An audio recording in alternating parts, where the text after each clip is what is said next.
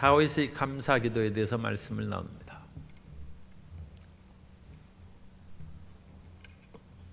어떤 성도님이 아기를 입양을 했는데 입양한 지 얼마 동안은 이 아기가 울거나 보채지를 않아요. 기저귀가 분명히 젖을 때가 됐는데도 아이가 울지를 않아요. 천하태평해. 그리고 입양한 엄마가 와서 깍꿍해도 웃지도 않아요. 기도하지 않는 아기입니다. 왜 기도하지 않는가? 기도해봤자 소용이 없다는 것을 예전에 체험했기 때문입니다.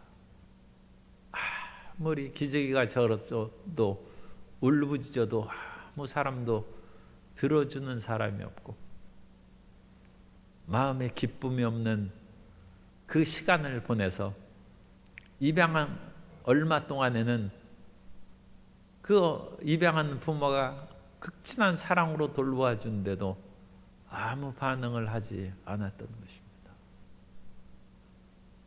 그런데 그 입양한 부모가 끝까지 사랑으로 돌보니까 이제 아기가 기저귀가 젖으면 울기 시작합니다. 그리고 웃기 시작합니다. 오늘날 세상에서 어마어마한 많은 재앙과 어려움이 다가오는데도 수많은 사람들이 하나님께 기도하지 않습니다. 기도할 대상도 알지 못하거니와 부르짖어야 무슨 소용이 없고 응답이 있겠는가. 그런 마음의 좌절과 절망감이 가득 차 있는 것입니다. 그런데 오늘 다윗의 감사기도를 보면 사무엘하 7장에서 다윗의 그런 간절한 성전을 세우고자 하는 소원을 들으시고 하나님께서 다윗아, 내가 나의 집을 네가 세우겠느냐? 아니다. 오히려 내가 너의 집을, 너의 왕조를 세워주겠다.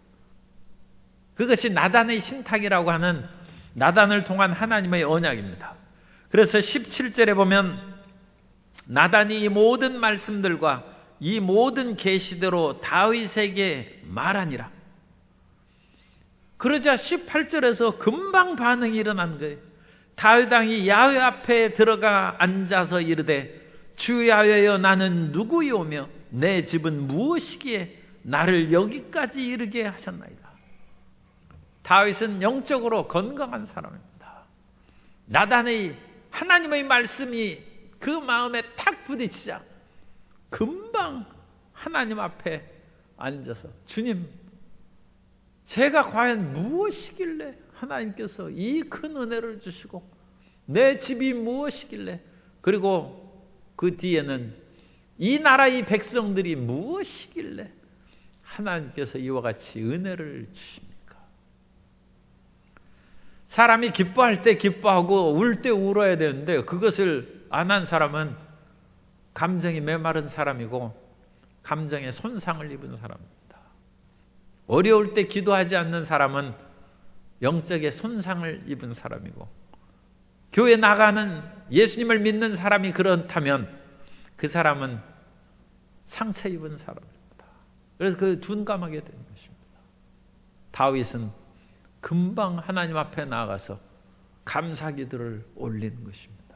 우리 모든 성도님들의 심령이 치유되어서 기쁠 때 하나님께 감사하고 슬플 때 부르짖는 건강한 크리스찬들이 되시기를 예수님 이름으로 축원합니다.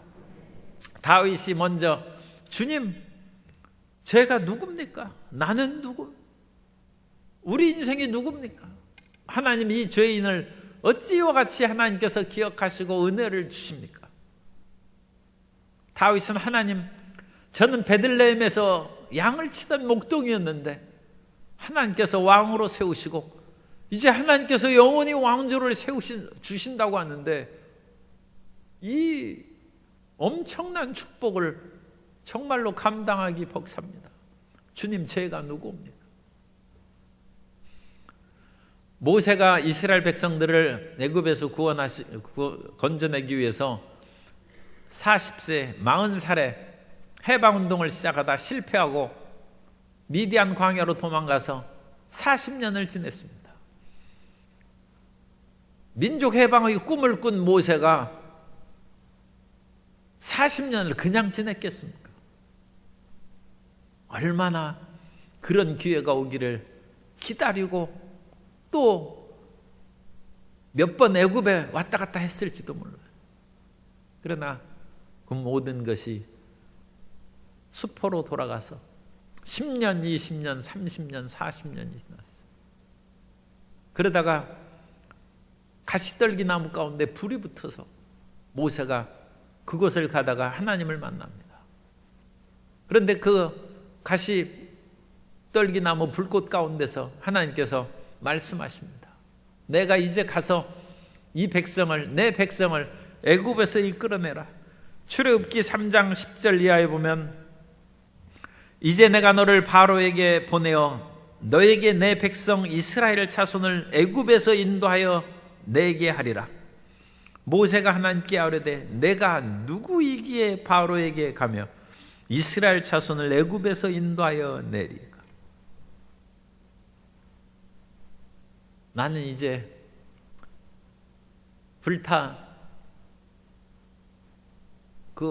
조금 타들어간 그런 몽둥이 끝자락만 남은 그런 지팡이와 같은데 내가 무슨 실력으로 그것을 하겠습니까? 자기 자신의 실상을 파악하고 겸손한 그런 마음을 드러내고 있습니다. 하나님의 은혜가 임할 때 우리는 다윗이나 모세처럼 내가 당연히 받아야 할 것을 받는다는 그런 교만한 마음이 없이 주님 어찌하여 하나님 이와 같이 큰 은혜를 주십니까? 겸손하고 낮아진 심령으로 하나님의 은혜를 받아 누리는 우리가 되어야 될 줄로 믿습니다.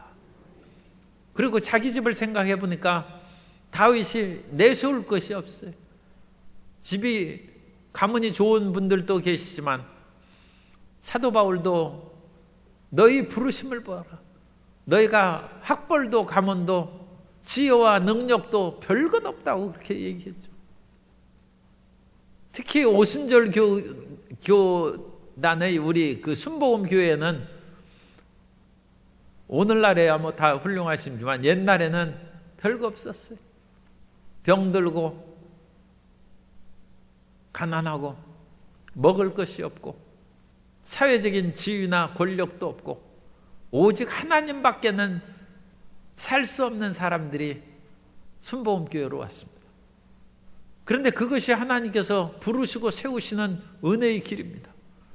그 다윗은 목동이었고 그 아버지 이세, 그 할아버지 오벳, 그 증조 할머니 룻은 이방인이고 그 증조 할아버지 보아스는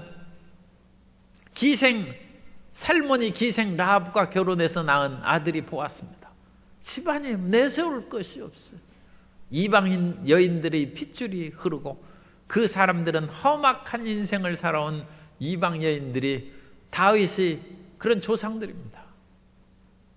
그런데 하나님께서는 그런 것 문제가 아니라 하나님이 함께 하시면 우리의 집안이나 그 모든 혈통도 문제가 되지 아니하고 주의 은총 가운데 세움을 받게 될 줄로 믿습니다.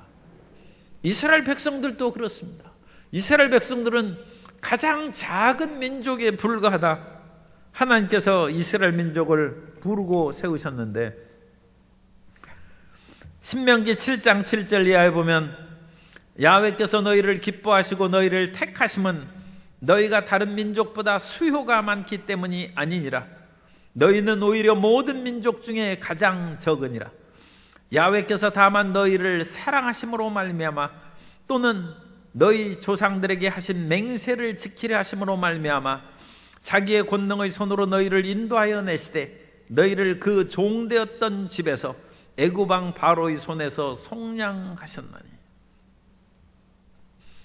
이런 개인적이고 가문 집안적이고 또 민족적인 순환의 고통 속에서 하나님의 은혜를 받은 우리는 그야말로 다윗처럼 자다가 깨어나도 감사해야 돼. 자다가 깨어나도 하나님, 내가 어찌하여 이와 같이 예수님을 믿고 하나님 앞에 부르짖을 수 있는 그런 특권을 얻었습니까? 사람들은 좌절과 절망을 당하여도 빌 데가 없어요. 부르짖을 데가 없어요.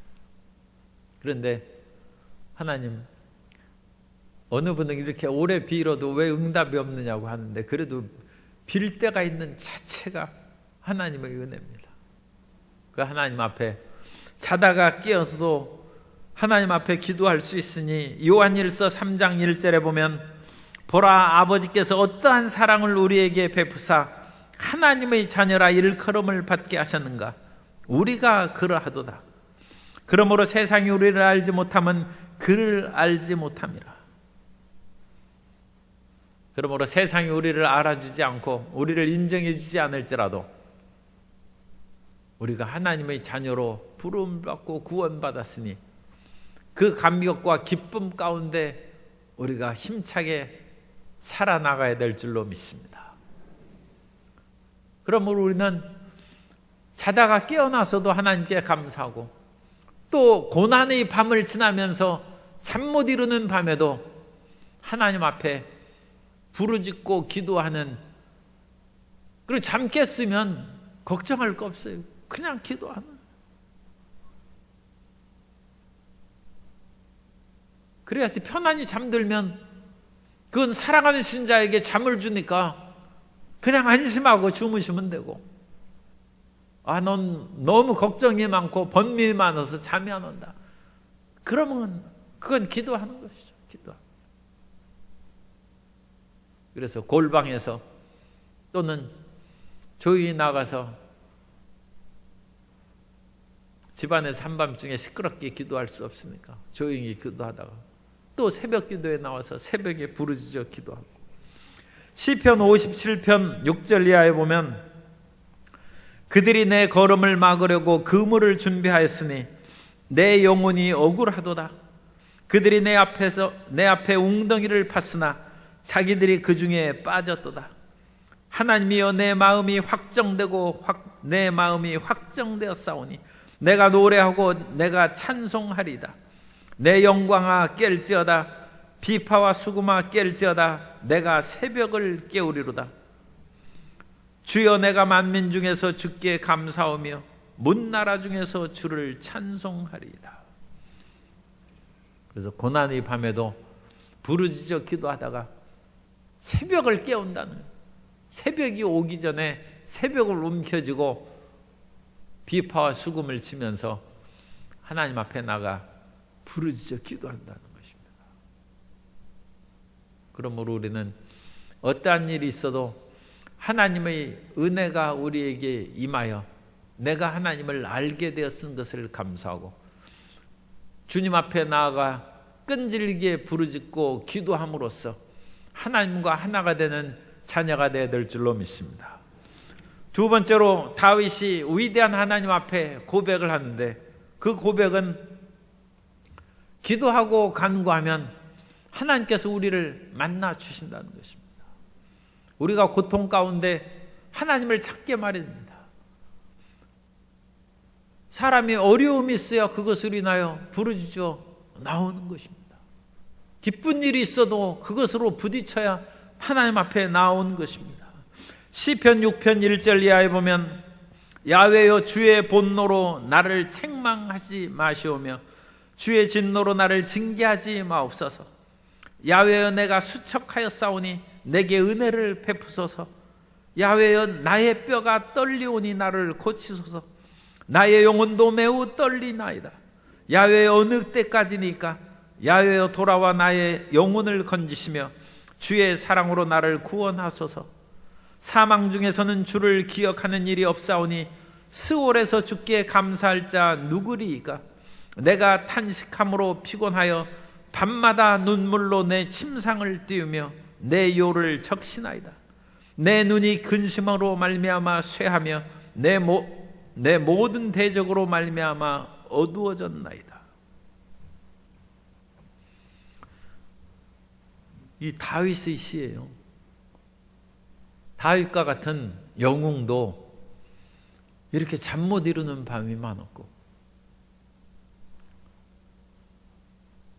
가을, 지금은 우리가 이제 봄으로 여름으로 가니까 뭐 베개를 적실 사람은 없을 것 같은데, 그죠? 그런데 가을에 대해서 눈물로 베개를 적신다는 그런 식구가 생각나죠. 그러니까 가을 되면 다 사람들이 센티멘탈 해가지고 이제 눈물을 흘릴 수 있는데, 이 군인이요 영웅인 다윗이 눈물로 베개를 적시고 침상의호를 띄우는, 얼마나 밤마다 다윗이 울었는지 몰라요. 그리고 눈물을 너무 많이 흘리면 눈이 쇠해. 그러니까 너무 또 눈물을 흘리면 그때는 좀 절제를 해야 돼요. 왜냐하면 시력이 나빠져요. 눈이 쇠요.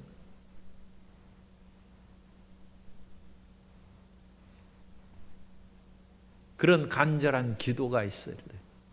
하나님께서 우리를 만나 주시는 것입니다. 하나님과 부딪히면 우리 마음 가운데 기쁨이 터져나오고 감격이 솟아나오는 것입니다. 터키의 그 대부분의 땅은 아나톨리아 고원의 그런 고원지대입니다. 그래서 터키의 지중 해안가의 그런 그 도시들은 그야말로 고급 휴양지죠. 얼마나 거기가 멋지고 아름다운지 말할 수 없습니다. 그런데 거기에서 이제 조금 내륙으로 들어가면 1000m 이상의 고원지대가 국토의 그런 많은 대부분을 차지하고 있는데, 그것이 아나톨리아 고원입니다. 그런데 그 고원지대가 우리 뭐 무등산처럼 그렇게 뾰족뾰족한 것이 아니라 1000m 이상의 고원지대가 평평하게 그렇게 되어 있어요. 그래가지고 그 산들이 그 야산처럼 이렇게 둥글둥글하게 그렇게 진행됩니다. 거기서 뾰족뾰족 높은 산이 아니라. 그래가지고 이 1000m 이상의 고원지대를 차를 타면 쭉 한이 없이 평야지대가, 그 고원지대에서 지평선이 보여요. 그런데 어느 날 이 터키에서 이제 성지순례 버스를 타고 갔는데 구름이 지나가더라고요. 우리 차를 따라서 구름이 막 지나가더라고요. 그런데 희한하게 구름이 더 빨라요. 이 버스도 지금 굉장히 빨라요. 그래가지고 구름이 쫙 달려가더니 저 앞에는 이 평평한 대지 가운데도 이제 산이 가끔씩 뾰족한 산이 있어요. 그런데 구름이 가더니 산에 딱 부딪혔어요. 그러니까 거기에서 비가 내리는 거예요. 비가 쫙. 구름이 한없이 가는 것 같아도 어느 때 그 산을 만나니까 산에 부딪혀서 비를 내리는 것입니다. 우리의 기도가 한없이 그냥 끊임없이 떠도는 것 같고 응답이 없는 것 같아도 그 기도가 가다 보면 하나님을 만나는 것입니다.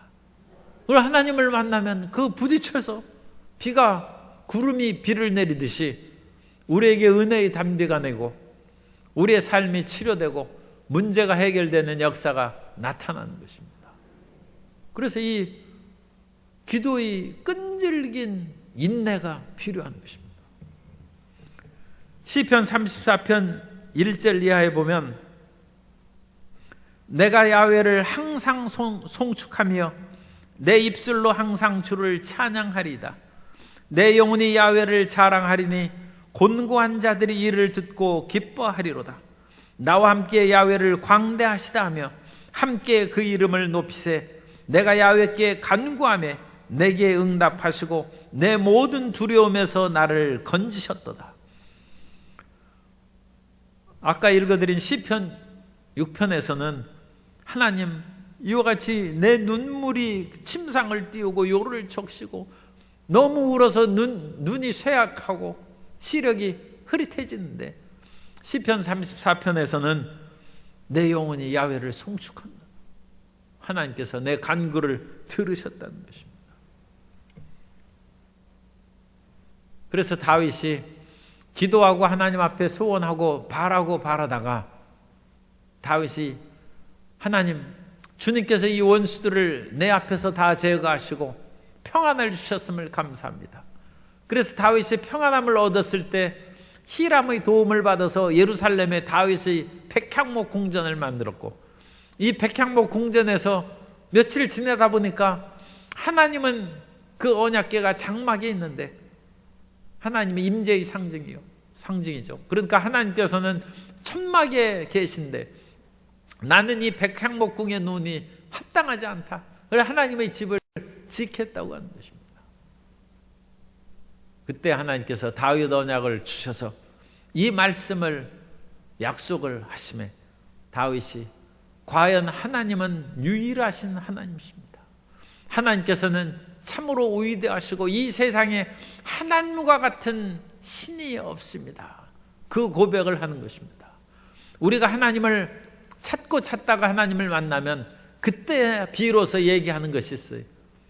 정말 하나님이 살아계시구나.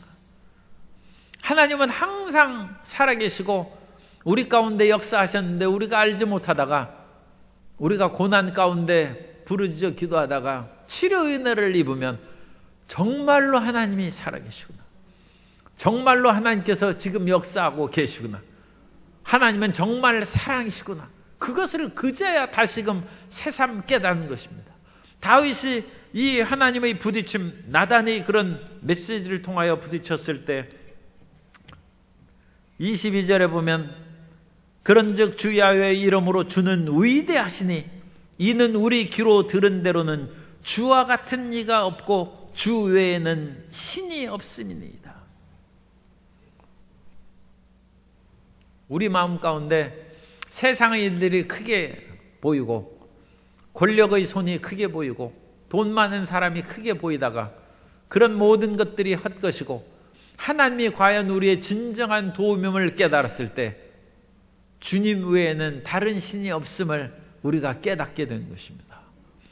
그런 깨달음을 통하여 하나님에 대한 진정한 믿음과 온전한 영광을 돌리게 되시기를 예수님 이름으로 축원합니다. 예레미야는 나라가 풍전등화 앞에 있어서 멸망의 지경이 있어도 예레미야는 주와 같은 신이 없다는 것을 선포하고 고백합니다. 예레미야 10장 6절 이하에 보면 야훼여 주와 같은 이 없나이다. 주는 크시니 주의 이름이 그 권능으로 말미암아 크시니이다. 이방 사람들의 왕이시여 주를 경외하지 아니할 자가 누구리이까? 이는 주께 당연한 일이라. 여러 나라와 여러 왕국들의 지혜로운 자들 가운데 주와 같은 이가 없음이니이다. 그들은 다 무지하고 어리석은 것이니 우상의 가르침은 나무뿐이라. 다시스에서 가져온 은박과 우바스에서 가져온 금으로 꾸미되 기술공과 은장색의 손으로 만들었고 청색 자색 옷을 입었나니 이거 우상 옷 입혀놓은 것을 말한 것입니다. 이는 정교한 솜씨로 만든 것이거니와 오직 야훼는 참 하나님이시오. 여기 다 같이 읽겠습니다. 오직 야훼는 참 하나님이시오. 살아계신 하나님이시오. 영원한 왕이시라. 그 진노하심에 땅이 진동하며 그 분노하심을 이방이 능히 당하지 못하니라. 그래서 세상의 우상들은 예레미야 당시에 그런 은장색과 금장색 또 여러 가지 공기한 기술로 짠 우상뿐만 아니라 오늘날 이 세상에서 크게 여겨지는 모든 것이 우상들입니다. 그러나 그 모든 것은 헛것이요 지나가는 것이고 하나님만이 찬송받으실 하나님이신 줄 믿습니다. 그 위대한 믿음 가운데 담대함을 얻고 전진해 나아갈 때 주님께서 우리의 믿음을 기뻐 받으시고 인정해 주실 줄 믿습니다. 그러므로 우리는 어떠한 일이 있어도 하나님께서 우리를 구원하신다는 것을 믿어야 됩니다. 다윗은 하나님의 언약을 말씀을 받은 후에 하나님께서 도저히 불가능한 가운데서도 이스라엘 백성들을 애굽에서 구원해 내신 것처럼 어떠한 어려운 상황 가운데서도 그 약속을 이루실 것을 굳게 믿었습니다. 이스라엘 백성에게서 가장 어려웠던 일이 무엇이겠습니까? 이스라엘 민족에게서 가장 어려웠던 일은 애굽에서 노예에서 살다가 해방되는 거예요. 그 당시 애굽은 그야말로 세계의 최강국인 것입니다. 그리고 주전 2000년기는 그래도 여전히 강했어요. 3000년기는 피라미드를 세우고 그야말로 막강한 그런 세력을 가졌는데 2000년기로 내려오면서 좀 쇠퇴하다가 그래도 여전히 최강입니다. 그리고 1000년기에는 애굽은 이제 메소포타미아의 아수르나 바벨론에게 그 모든 힘을 빼앗기고 맙니다. 그런데 주전 2000년기에 그 중반에 출애굽이 있었던 것입니다. 그러므로 도저히 사람으로서는 불가능한 것입니다. 이 애굽의 손에서 벗어날 길이 없어요. 그런데도 불구하고 하나님께서는 그 애굽에서 이스라엘을 해방시키고 건져주신 줄 믿습니다. 그것이 23절의 고백입니다. 다윗은 하나님께서 너로 왕조를 세운다, 영원한 왕조를 세운다.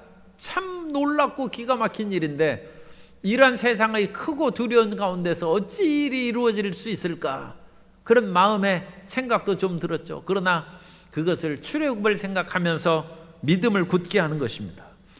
23절 중반에 보면 하나님이 가서 구속하사 자기 백성으로 삼아 주의 명성을 내시며 그들을 위하여 큰 일을, 주의 땅을 위하여 두려운 일을 애굽과 많은 나라들과 그의 신들에게서 구속하신 백성 앞에서 행하셨사오며.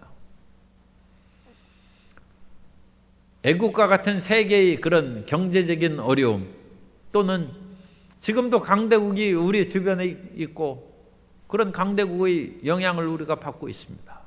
그러나 우리는 그런 것들에 대한 분석과 모든 그런 상황의 조짐을 잘 파악하고는 있대 그것을 보고 안 된다 절망하고 낙심하면 그건 다윗의 기도를 다시 읽어야 됩니다. 하나님께서는 애굽의 손에서 그 작고 보잘것없는 우리 이스라엘 민족을 건져내신 것처럼 이제도 또한 하나님께서 저희 미약한 집에 왕조를 세운다는 약속을 듣고 애굽에서 이 민족을 이끌어내고 주변의 모든 나라들 가운데 우리 민족을 세우신 하나님의 능력을 기억합니다. 그런 기도입니다. 힘들고 어려운 일이 다가올 때 하나님께서 역사하신 그 위대한 권능을 기억하시고 그 위대한 하나님의 능력과 권능이 예수 안에서 나에게, 우리에게 임하신 것을 믿어야 됩니다. 그것이 성경을 읽는 그런 이유입니다. 성경을 읽으면서 그 성경의 말씀이 예수 안에서 나에게 응한다는 것을 믿고 전진할 때 주님께서 내 믿음대로 될지어다. 주님은 죽은 자를 살리시고 없는 것을 있는 것 같이 부르시는 하나님이십니다. 다윗이 이 언약은 지금 이루어지지 않는 것, 지금 약속입니다. 약속이 세세토록 왕조를 세운다는 그 약속을 지금 다윗이 지금 믿어야죠. 1000년 뒤에 다윗의 자손으로 메시아가 올 것을 믿어야 되고 그 예수 그리스도께서 오셔서 세세토록 왕노릇하고 온 세계를 다스릴 것을 다윗이 바라보고 믿어야 됩니다. 그리고 이와 같은 다윗 언약의 계시를 받은 후에 다윗이 얘기한 것도 있죠. 주께서 우리의 주를 버리사 썩음을 당치 않게 하시며, 예수 그리스도의 다윗은 이미 썩어서 다윗의 무덤이 우리에게 있거니와 다윗이 주님을 썩지 않게 하신다고 하는 그것은 곧 메시아에 대한 예언이다. 그것이 사도행전에 나오는 베드로의 설교입니다. 그러니까 다윗은 이와 같은 예언의 영을 받고 하나님의 계시를 받아서 이 다윗의 왕조가 영원토록 계속될 것인데 그것은 곧 다윗의 자손으로 오시는 예수 그리스도 메시아를 통하여 이루어질 것을, 또한 그것을 바라본 것입니다. 우리가 하나님의 영원한 약속을 바라보고 그것을 믿으면 그 모든 일들을 하나님께서 이루어 주시는 것입니다. 그러므로 하나님께서는 이 모든 것을 시작하시고 그 모든 것을 마치신 하나님이라는 것을 우리가 믿음으로, 나의 능력과 권능으로 일을 행하는 것이 아니라 하나님의 능력과 권능으로 일을 이루어질 것을 믿어야 될 줄로 믿습니다. 그래서 25절의 말씀이 그것입니다. 야훼 하나님이여 이제 주의 종과 종의 집에 대하여 말씀하신 것을 영원히 세우셨사오며 말씀하신 대로 행하사, 말씀하신 대로 행하사. 따라서 하세요. 하나님께서는 말씀하신 대로 행하십니다. 다윗의 믿음도 중요하죠. 이 다윗의 언약을 무조건적 언약이라고 합니다. 이 무조건적 언약이라는 것은 하나님께서 일방적으로 은혜를 베풀어 주시고 그 모든 것을 이끌어 가신 것입니다. 그런데 이 무조건적 언약에서도 하나님의 제한이 있어요. 그것을 순종하고 그것을 믿음으로 받아들여야 된다는 것입니다. 그러나 그것이 무조건적 언약인 것은 순종하지 아니하고 믿음을 갖지 않는 사람은 하나님께서 징계하시되 사울처럼 그 모든 것을 패하시지는 않고 다만 징계하심으로 하나님의 뜻을 이루어 가신다는 것입니다.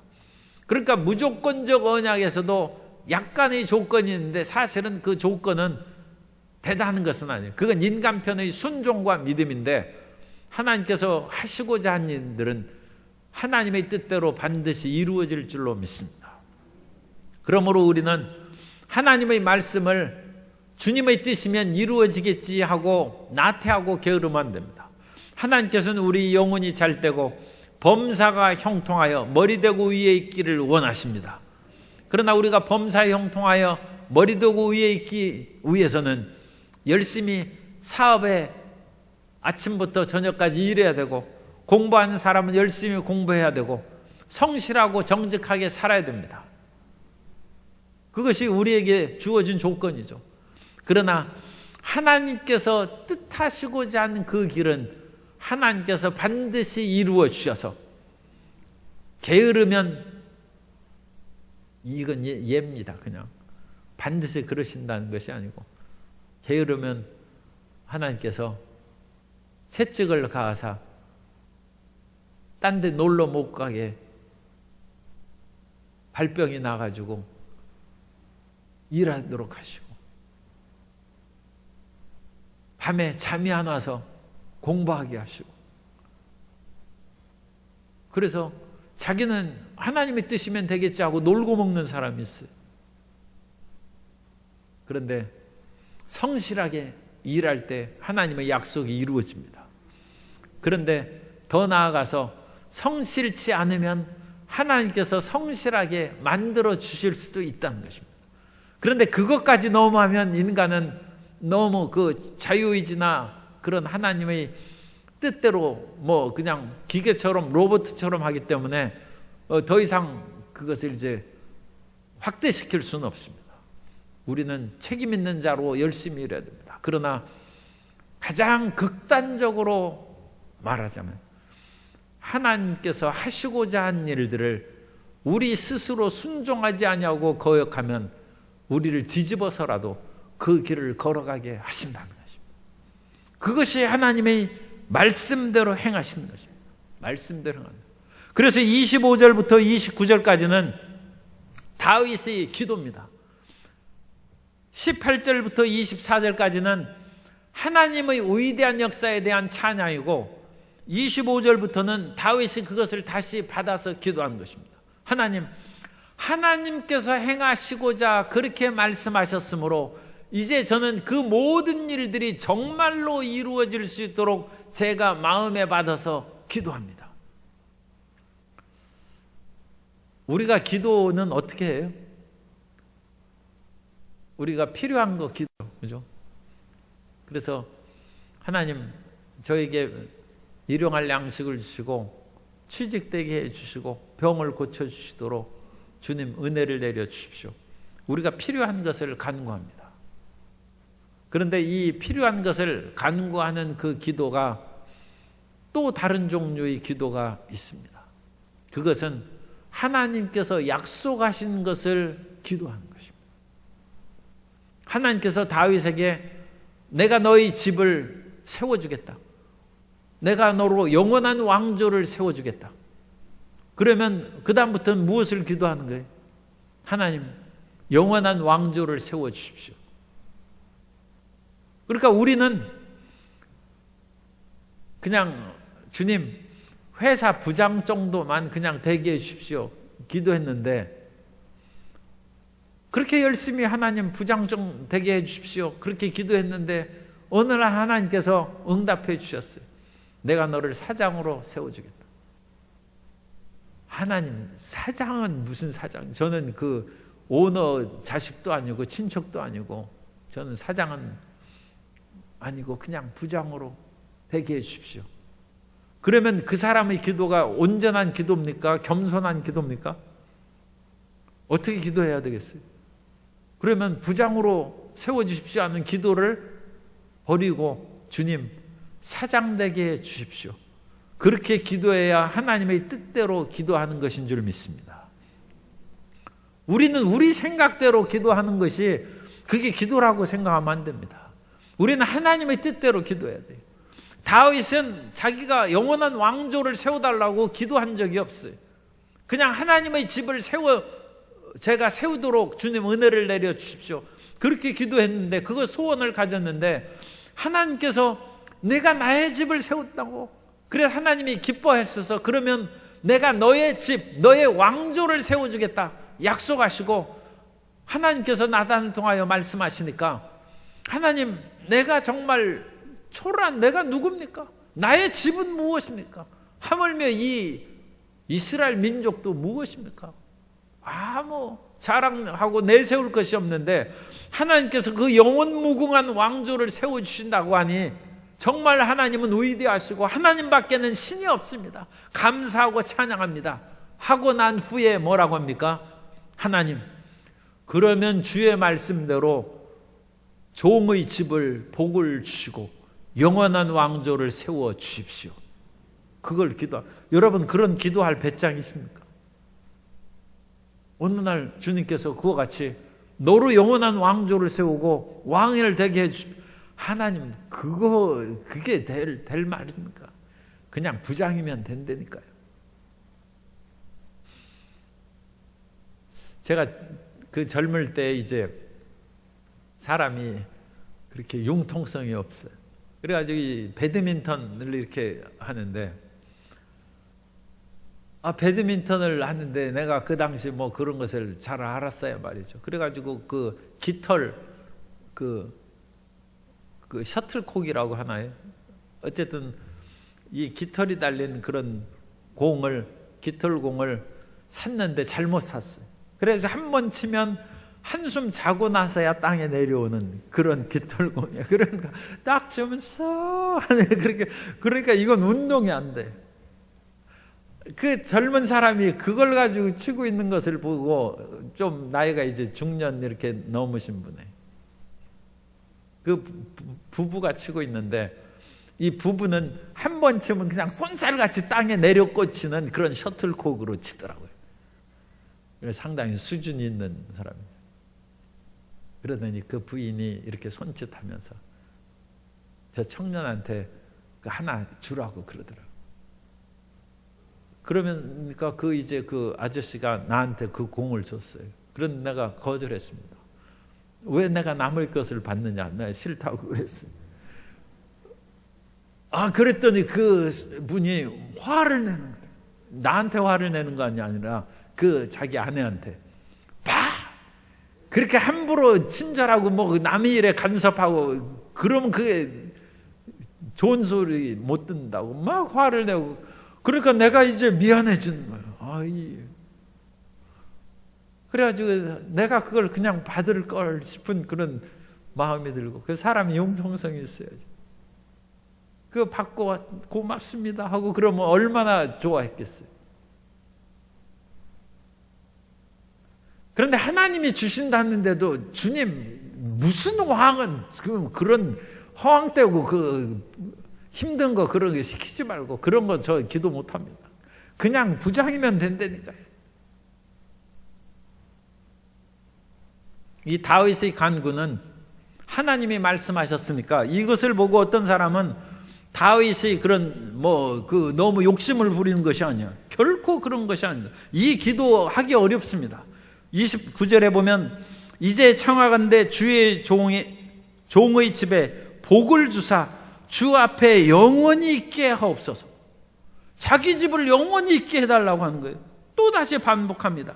주 야훼께서 말씀하셨사오니, 이 말이 중요한 거예요. 하나님의 말씀대로 내게 이루어지이다. 마리아가 성령으로 예수님을 잉태한다는 그 천사 가브리엘의 말을 듣고 하나님 어찌 그런 일이 있겠습니까? 그러나 주의 여종이 오니 주의 말씀대로 이루어지이다. 그걸 믿는 것입니다. 다윗의 기도가 바로 그것입니다. 주 야훼께서 말씀하셨사오니 주의 종의 집이 영원히 복을 받게 하옵소서. 성도 여러분, 우리가 잘못한 것도 많고 죄도 짓고 그러는데 영원히 복을 받는다고 그렇게 기도가 쉽게 나오겠습니다. 하나님, 우리 집은 이제 영원히 복을 받습니다. 이 2번 반복하는 것은 틀림없는 거예요. 하나님 앞에 입을 넓게 열고 그야말로 자신 있고 담대하게 주님의 뜻대로 기도하는 성도 여러분이 되셔야 됩니다. 내가 원하는 그런 일용할 양식과 눈앞에 보이는 필요한 그런 것들만을 위해서 기도하는 것이 아니라 하나님께서 그거보다 더 크고 위대한 것을 우리에게 주시겠다. 그런데 많은 경우에는 우리는 주님 그런 것은 필요 없습니다. 그거 거창하게 그렇게 해가지고 하나님께서 그야말로 너무 큰 걸 주면 제가 오히려 그거 불편합니다. 그래서 그런 마음을 갖고 그렇게 거절할 수 있어요. 그러나 우리는 내 뜻대로 기도하는 것이 아니라 하나님의 뜻대로 기도하는 그런 마음가짐을 가져야 됩니다. 그래서 주님의 원하시는 길로 걸어 나아가고 주님의 원하시는 것을 이루어 줘야 됩니다. 하나님, 제가 기도하니까 내 소원 이루어 주십시오. 그게 우리 기도입니다. 하나님, 내 소원 이루어 주십시오. 그러면 하나님께서도 우리에게 말씀하십니다. 내가 내 소원 들어줬으니까 너도 내 원하는 것을 들어주겠느냐? 내가 너에게 복을 주고 너의 모든 삶의 길을 인도해 줬는데 너는 그러면 나의 일을 하겠느냐? 내가 원하는 기도에 몰두할 수 있느냐? 내가 원하는 그 삶을 너는 살아갈 수 있느냐? 내가 너의 소원을 이제까지 들어주고 병도 고치고 삶의 모든 것을 이끌어줬는데 그러면 내가 너를 이 세상에 보내서 너로 말미암아 이루고자 하는 나의 뜻과 계획을 내가 받아들여서 그것을 위하여 기도하고 그것을 위해서 살아갈 수 있겠느냐? 그걸 주님께서 물으십니다. 그 점에 있어서 다윗은 하나님의 마음에 합한 사람입니다. 다윗이 하나님의 마음에 합한 사람이라는 것은 하나님이 원하시는 일을 행하는 것입니다. 하나님께서 내가 너로 영원한 왕조를 세워주겠다 말씀하셨을 때 주님, 내가 왕하고 내 아들 손자까지만 하면 됐지 무슨 영원한 왕조입니까? 그러나 그것은 하나님을 거역하는 것입니다. 하나님께서는 다윗의 자신과 아들 손자에게 복을 주시는 것이 최종의 목표가 아니라 다윗의 후손으로 오는 메시아를 세우사 온 인류를 구원하시는 것이 하나님의 목표입니다. 그 하나님의 목표를 위해서 다윗이 종의 집을 영원히 세워 주옵소서, 종의 집이 영원히 복을 받게 하여 주옵소서, 그 기도를 올리는 것입니다. 성도 여러분이 이 영원한 복을 받아서 성도님의 자자손손 복을 받는 것을 뛰어넘어서 온 인류를 향한 하나님의 선하시고 기뻐하신 뜻을 이루어 가시는 가문을 이룩하게 되시기를 예수님 이름으로 축원합니다. 그로 말미암아 그때 우리의 이기적인 기도가 벗어나서 우리의 잘된 것은 온 이웃과 하나님 나라 건설에 유익한 길이 되는 것입니다. 이 다윗의 감사기도는 하나님의 약속의 말씀을 딱 들을 때 나단으로 통하여 약속의 말씀을 들을 때 즉각 반응하는,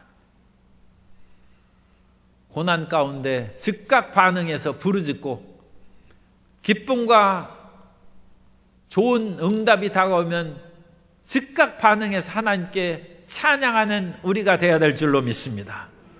그리고 그 다음에는 우리가 하나님이 원하시는 간구를 하는 것입니다. 하나님, 주님께서 종의 집을 영원히 세워주신다고 했으니 저는 이제 그것을 위해서 기도합니다. 내가 그 기도 제목을 받은 것이 아닙니다. 하나님께서 나단을 통하여 그 기도 제목을 주셨은즉 이제 종의 집이 영원히 복을 받아서 하나님의 뜻을 이루는 집이 되게 주옵시고, 그 기도의 속에는 영원한 메시아의 왕되심이 들어있는 것입니다. 우리 성도 여러분도 자신이 원하는 기도를 응답받을 뿐만 아니라 하나님께서 그 기도 응답 가운데 이제 내가 나를 위하여 기도하라는 그 기도의 제목을 받아서 주님의 원하신 것을 부르짖어 기도하는 또 다른 성숙의 기도를 드리는 용사가 되시기를 예수님 이름으로 축원합니다.